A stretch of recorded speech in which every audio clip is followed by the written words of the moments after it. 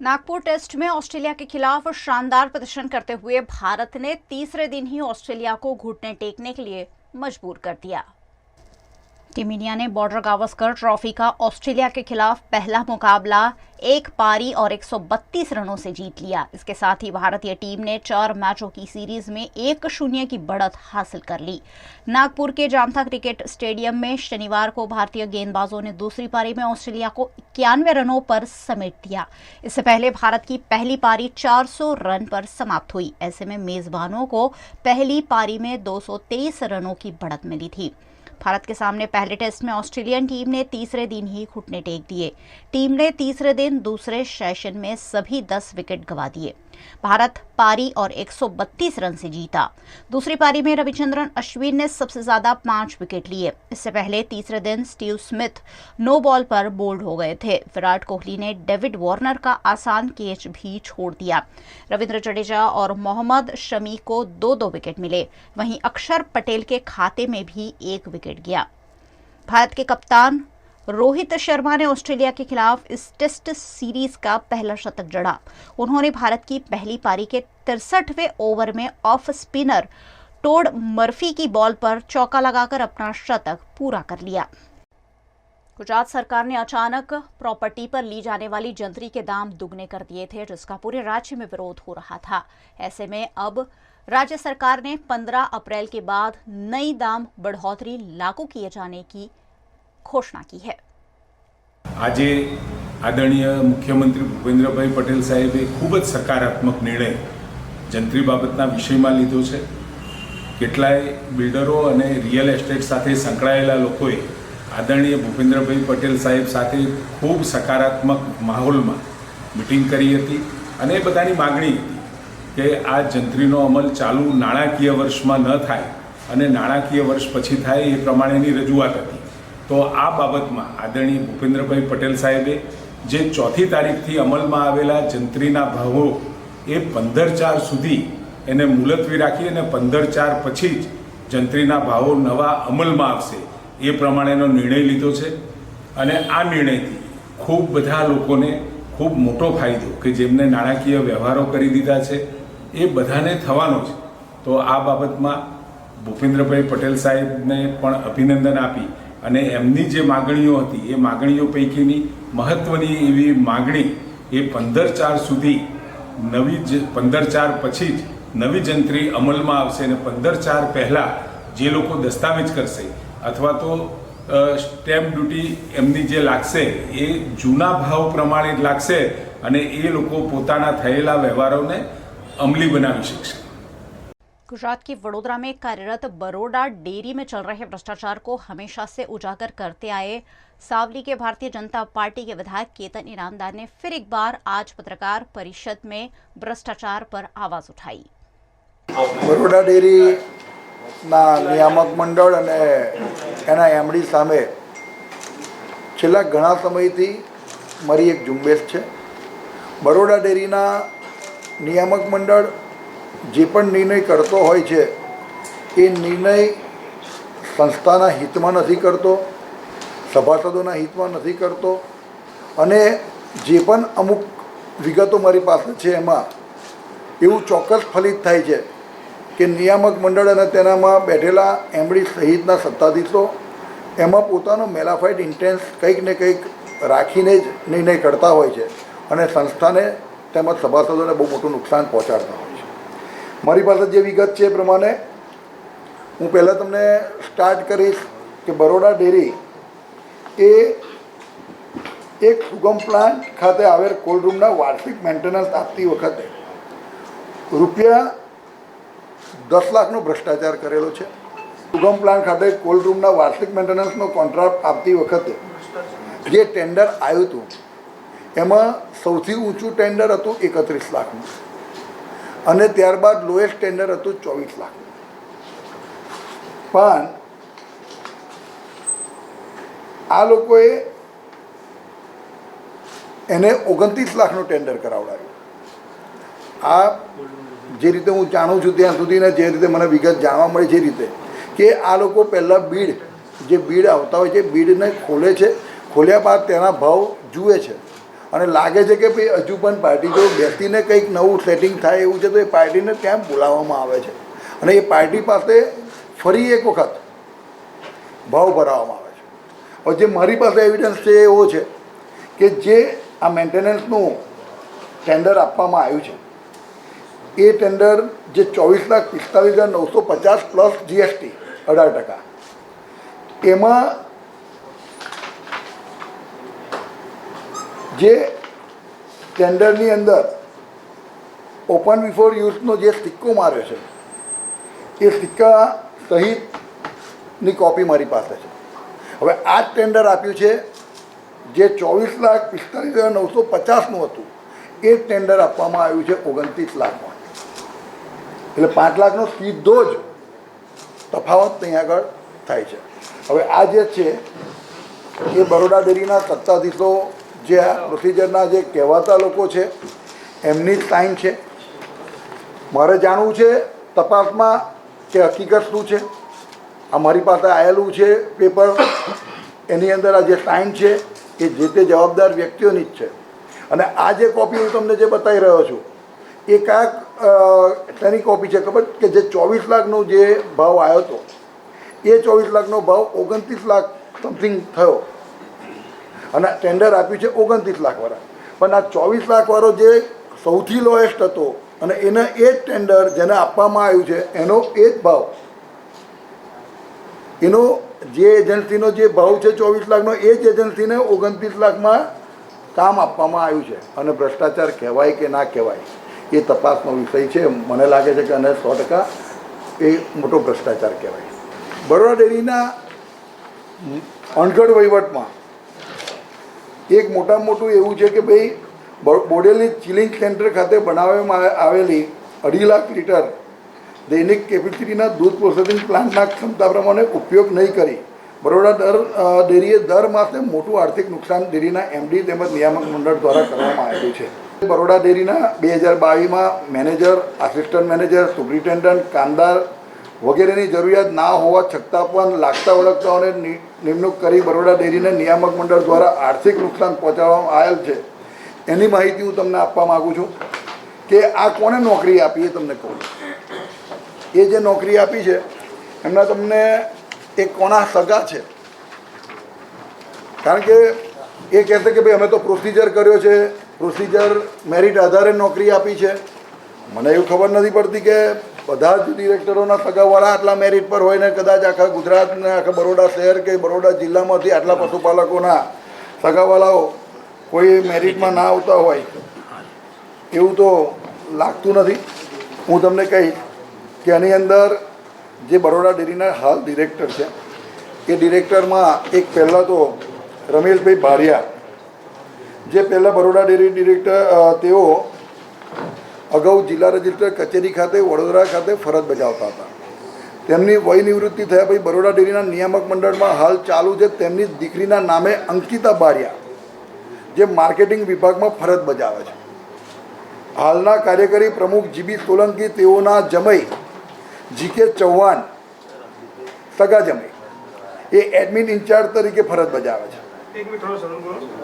GK Chauhan, હા, admin in charge તરીકે ફરજ બજાવે છે.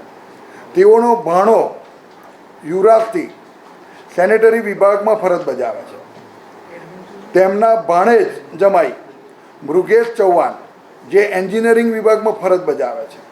તેમજ હાલના ડિરેક્ટર કુલદીપસિંહ રાહુલજી, તેમના સગાભાઈના દીકરાઓ જયરાજસિંહ સંજયસિંહ રાહુલજી, એ પ્રોડક્શન સુપરવાઇઝર તરીકે ફરજ બજાવે છે. તેમજ હાર્દિક સંજયસિંહ રાહુલજી, તે પણ એમના હગાભાઈનો છોકરો છે, તેઓ ઇલેક્ટ્રિકલ એન્જિનિયર તરીકેની ફરજ બજાવે છે. તેમની ભત્રીજાની વહુ કીર્તિબેન જયરાજસિંહ રાહુલજી, તેઓ ક્વોલિટી ટેસ્ટિંગ સુપરવાઇઝર તરીકેની ફરજ બજાવે છે. તેમજ તિલકવાડાથી ડિરેક્ટર જ્યોતિન્દ્રસિંહ પરમારની દીકરી નેહાબેન, જેઓ પરચેસ વિભાગમાં ફરજ બજાવે છે. તમે વિચાર કરો કે આ ડિરેક્ટરોના જ સગા સંબંધીઓને નોકરી મળી છે. હું માનું છું કે કદાચ એ કહેશે કે આ તો અમે પ્રોસિજર કર્યો હતો અને ભરતી પ્રોસિજર આધારિત કરી હતી. હવે તમે વિચારો કે આપણા જ લોકો, આપણી જ સંસ્થા અને સંસ્થામાં જે સત્તાધીશો જે પોતે મંડળ નિયામક મંડળમાં બેઠેલા છે એમના લોકો જ મેરિટમાં છે, બીજા લોકો કોઈ મેરિટમાં છે જ નહીં. કોઈ પશુપાલકનો દીકરો કે દીકરી કે કોઈ જમાઈ એવા તો કોઈ છે નહીં. બીજા નંબરની અંદર કે એન્જિનિયરોની જે અત્યારે જે ભરતી છે બરોડા ડેરીમાં, એ એન્જિનિયરોની ભરતી પણ ખૂબ મોટા પ્રમાણમાં બરોડા ડેરીમાં છે, જે જરૂર ના હોવા છતાં પણ ભરતી કરેલ છે. આજે બરોડા ડેરી કરતાં અન્ય મોટી ડેરીઓ જેનો વહીવટ પણ ખૂબ મોટો છે એમાં પણ જેટલા એન્જિનિયરો નથી એના કરતાં વધારે એન્જિનિયરો બરોડા ડેરીની અંદર છે. આ પણ ખૂબ મોટો ભ્રષ્ટાચાર હોય એવું મને લાગે છે, એની પણ મેં તપાસ માગી છે. આવી જ રીતે હું તમને કહીશ કે વીડી કોર્પોરેશન તથા અંકુર એગ્રો જે છેલ્લા 10 વર્ષથી બરોડા ડેરીમાં રો મટીરિયલ પહોંચાડવાનું કામ કરે છે, જે યતિન શાહ ઉપરોક્ત એજન્સીના માલિક છે, તેઓના પાર્ટનરમાં હાલના કાર્યકારી પ્રમુખ જીબી સોલંકીના દીકરી પાર્ટનર તરીકે છે, જે કોન્ટ્રાક્ટ રિન્યू દર વર્ષે તેઓને જ રિन्यू કરીને આપી દેવામાં આવે છે. 26 फरवरी को होने जा रहे बरोड़ा क्रिकेट एसोसिएशन के चुनाव से पहले बड़ी खबर सामने आई है, जिसमें रॉयल और रिवाइवल ग्रुप ने आपस में समझौता कर लिया है. गुजरात के वडोदरा शहर में क्रिकेट को बढ़ावा देने के लिए बरोड़ा क्रिकेट एसोसिएशन बनाया गया है, जिसके पदाधिकारियों के चयन के लिए चुनाव प्रक्रिया 26 फरवरी को प्रस्तावित है. इसी बीच रॉयल और रिवाइवल ग्रुप ने आपस में समझौता कर लिया है, जिसमें प्रेसिडेंट पद के उम्मीदवार प्रणव अमीन को घोषित किया गया है. प्रणव अमीन हाल में बीसीए के प्रेसिडेंट है. समरजीत सिंह गायकवाड़ बीसीए के पूर्व प्रेसिडेंट रह चुके हैं. बीसीए का मैदान भी कौटंबी में बनकर तैयार हो गया है. ऐसे में रॉयल ग्रुप और रिवाइवल ग्रुप ने साथ मिलकर वडोदरा में क्रिकेट को बढ़ावा देने की बात कही है. Maharaja of Baroda, well wisher of cricket for years, and he spoke to the crowd very graciously. And he was one of the most important messages એમના જે આવેલા કે we should all be united for cricket. અને unity કે સપોર્ટના લીધે BC has managed to progress. છેલ્લા 3 વર્ષમાં we've got many accomplishments. Main is આપણું we managed to finish 5 AGMs, almost 270 crores of આપણા પૈસા we've got from BCCI. The stadium, thank you. The stadium project is almost પતવા આવ્યો છે. 2-3 મહિના જ બાકી છે stadium finish કરવામાં. So ખાસા achievement થયા છે. The main thing for cricket is you have to have a like-minded approach કે for the good of cricket, not of a personal good. And એમાં અમારું common understanding છે સમરજીત સિંહ ને અમારું. And that is why we thought it's better if we join hands. Let's bring positively and focus more on the cricket. I think સૌથી વધારે important છે is cricket for the city of Baroda. And if cricket does well, BCA will prosper, city will prosper, everyone prospers. So it is that common understanding that two of us have, and that is why we are here today on this same stage. तो ये development जो हुआ है, श्रीमान समरजीत सिंह और मेरी बात हुई, अब अभी नहीं 3 साल से बात चल रही है कि बरोड़ा क्रिकेट का जो भी प्रोग्रेस होना चाहिए कैसे अच्छे से हो सकता है. So we have joined forces together, not just now. The first AGM also in 2019 he came and he said that we should be united, and that is basically for the sake of cricket and for cricketers that we are getting together to ensure that we can progress in cricket. Changes क्या होगी कि अब now cricketing में जो हम करेंगे, we want to ensure that we put more work into grassroots level. Last 2-3 साल में what we have completed is कि हमारी stadium is अभी finish होने वाला है. We have finished all AGM जो भी हमारा backlog था. अब क्रिकेटिंग के लिए भी we want to put more efforts, ensure grounds, coaches, facilities are available for everyone. पहले से ही मैं मानता हूँ कि ठीक है, एक एसोसिएशन है, काफ़ी लोग हैं इसमें, अलग अलग विचारे होते हैं, लेकिन आखिरी में एसोसिएशन के हित के लिए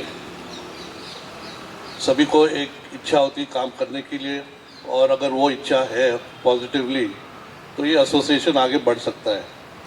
2019 में जब इलेक्शन हो गए थे और उसके बाद मैंने जब एक्सटेंड किया था और हमारे जो ग्रुप था और मेंबर्स थे जिन्होंने एक सपोर्ट एक्सटेंड किया था, तो वो एक बीसीए के आगे ले जाने के लिए एक्सटेंड किया था. पहले मैं भी प्रेसिडेंट था, मैं 16 साल एक ऑफिस बेरर था बीसीए में. मुझे मालूम था कि बीसीए कहाँ हमारे डिफरेंसेस की वजह से पीछे पड़ गया था दूसरे एसोसिएशंस के सामने. एसोसिएशन को एक ज़रूरत थी उस समय एक स्टेडियम बनाने के लिए. 2013 में ज़मीन भी एसोसिएशन ने एक खरीदी थी, लेकिन 2019 तक स्टेडियम नहीं बन पा रहा था. और उस समय एक स्टेडियम का बहुत बड़ा एक रिक्वायरमेंट था, जो आज काफ़ी काम हुआ है और एक स्टेडियम शायद 1 साल में तैयार भी हो जाएगा। देखिए, ज़रूर एसोसिएशन का जो प्रोग्रेस रहता है उसमें इम्पैक्ट ज़रूर आता है, स्लो हो जाता है। एक स्टेडियम ही आप देख लीजिए, ज़मीन 2013 में ली थी हमने और स्टेडियम अब 10 साल बाद बन रहा है। तो एक ये जो आपने पूछा एक एग्जांपल है। क्रिकेट सफ़र हो जाता है, अच्छे लोगों को फिर अपॉइंटमेंट मिलने को फिर तकलीफ़ें हो जाती है। और ठीक है, डिफरेंसेस होते हैं एसोसिएशन में, झगड़े होते हैं, लेकिन जब एसोसिएशन एक बार इलेक्शन हो जाता है उसके बाद वो डिफरेंसेस साइड में रख के फिर एसोसिएशन के लिए काम करना चाहिए, जो मैं मानता हूँ। क्योंकि एक डेमोक्रेटिक सेटअप है, इलेक्शन ज़रूर होंगे कोई भी संस्था में, और वैसे बीसीए में भी इलेक्शन हुए हैं, लेकिन उससे आगे ले जाना कोई मतलब नहीं रहता, क्योंकि वो एसोसिएशन के हित के लिए ही ख़राब रहता है। और जैसे प्रणव जी ने कहा कि लास्ट इलेक्शन 2019 में इलेक्शन हो गए, उसके बाद फिर वो डिफरेंसेस या ओपिनियन आगे ले जाके उसका कोई फ़ायदा नहीं था। मेंबरों ने एक वर्डिक्ट दे दिया था और उसे आगे ले जाना ज़रूरी था। मौसम और पर्यावरण में हो रहे बदलाव के चलते जनजीवन काफी प्रभावित हो रहा है। जनजीवन पर इसका बुरा असर पड़ रहा है। ऐसे में क्लाइमेट चेंज को लेकर वडोदरा की सोकलिन संस्था द्वारा एक सेमिनार का आयोजन किया गया। गुजरात के वडोदरा शहर में पर्यावरण के लिए काम करती आई सोकलिन संस्था द्वारा क्लाइमेट चेंज पर एक खास सेमिनार आयोजित किया गया, जिसमें road map for Vadodara urban region पर विशेषज्ञों ने अपनी राय प्रदर्शित की। इस मौके पर सोकलिन की चेयरपर्सन राजमाता शुभांगिनी देवी राजे गायकवाड़ समेत के अग्रणियों ने उपस्थित रहकर क्लाइमेट चेंज से आ रही दिक्कतों पर विचार विमर्श किया।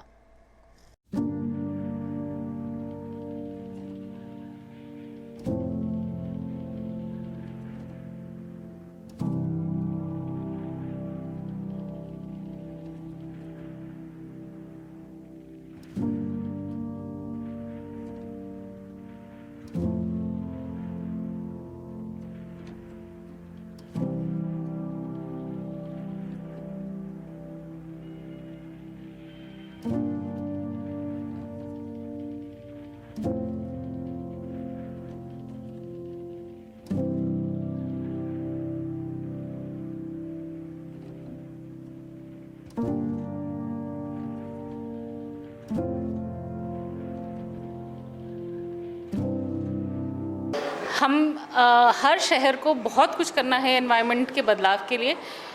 हर शहर को ये समझना है कि क्लाइमेट चेंज जो हो रहा है उसको अरेस्ट करने के लिए हर शहर को बहुत कदम उठाने हैं। साइंस को बहुत कंट्रीब्यूट करना है इसमें, एंड सोसाइटी को भी। आप और मैं अपनी दिनचर्या में क्या करते हैं, अगर सोच के देखें क्या क्या बदल सकते हैं।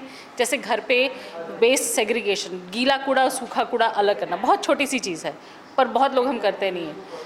अपनी लाइफस्टाइल में लेके आना कि हम पौधे ज़रूर उगाएं और सिर्फ लगा नहीं दें, उनका केयर भी करें ताकि वो बड़े हों। फिर हर जगह पे हम गाड़ी लेके जाते हैं, ना जाएं, छोटे डिस्टेंस हम पैदल भी जा सकते हैं।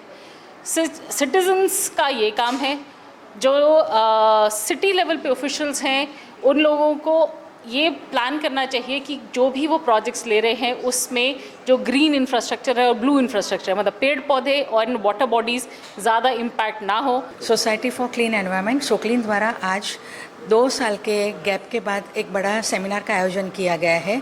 पिछले 2 साल कोरोना की वजह से हम सेमिनार का आयोजन नहीं कर पाए थे, और इस बार जो विषय है क्लाइमेट चेंज, क्योंकि हम देख रहे हैं कि आज मौसम कितना जल्दी बदल रहा है। अभी फरवरी महीना है, फिर भी ठंड चल रही थी अभी तक, और बोल रहे हैं कि अचानक गर्मी बढ़ जाएगी। कई जगह सीज़न के बिना बारिश भी हुई, जिससे हमारे सिस्टम को बहुत लॉस भी होता है। खास करके हमारी एग्रीकल्चरल कंट्री है तो उसमें बहुत लॉस होता है। तो क्लाइमेट चेंज पे हम क्या कर सकते हैं, क्यों हो रहा है, ये जानने के लिए हमने विविध निष्णातों को बुला के आज ये सेमिनार का आयोजन किया है।